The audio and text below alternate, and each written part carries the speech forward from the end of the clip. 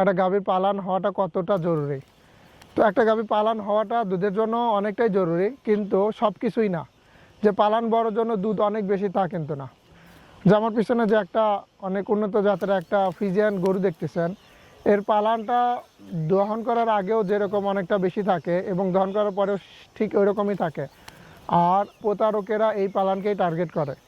যখন এইরকম একটা গরু যখন 4 মাস 5 মাস হয়ে যাবে, তারপরেও পালন এরকমই থাকে, কিছুটা কমে, কিন্তু বেশিরভাগ টাইমে এরকমই থাকে। তো তখনও এই গরুগুলোকে দেখা তারা বলবে যে 20 থেকে 22 লিটার দুধ হয়। আর পিছনের যে গরুটা দেখেন, যে পালান যেরকম মনে হচ্ছে যে এর এখনই দুধ হবে 20 থেকে 22 লিটার, প্রতারক তাদের মতে। তো এখন বর্তমানে যে গরুটা দুধ দহন করতেছে বিকেলবেলা, তো ভাই এই গরুটার এখন দুধ কতটুকু হবে? এখন লিটার 8 দুধ হবে। এখন লিটার 8-এর মতো দুধ হবে। তো এখন যদি লিটার 8-এর মতো দুধ হয়, সকালে কতটুকু দুধ হয় ভাই? সকালে 10-12। 10-12, তো সর্বোচ্চ 10-12, এবং দুধ 17-18 মতো থাকে।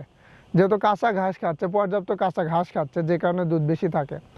এবং আমাদের পাবনা জেলাতে আমি মাঝে মাঝেই বলি যে পাবনা জেলার আবহাওয়া এবং গরু লালন পালনের উপর অনেকটা দুধ নির্ভর করে, এবং প্রতিটা জেলাতেই প্রতিটা জায়গাতেই লালন পালনের উপরে দুধ নির্ভর করে, খাদ্যের উপরে দুধ নির্ভর করে। তো এই গরুটাই যখন অন্য একটা জায়গায় যায়, কাঁচা ঘাস দিতে পারবে না, শুধু খড় দিবে এবং দানাদার দিবে, সেই ক্ষেত্রে কিন্তু এই গরুটার দুধ কিন্তু আপনি 18 লিটার পাবে না, সে সর্বোচ্চ 12 থেকে 13 লিটার দুধ পাবে। তো তখন অনেকেই দোষ দেয় যে পাবনার মানুষ প্রতারক। হ্যাঁ, যেখানে ভালো মানুষ আছে সেখানে খারাপ মানুষও আছে।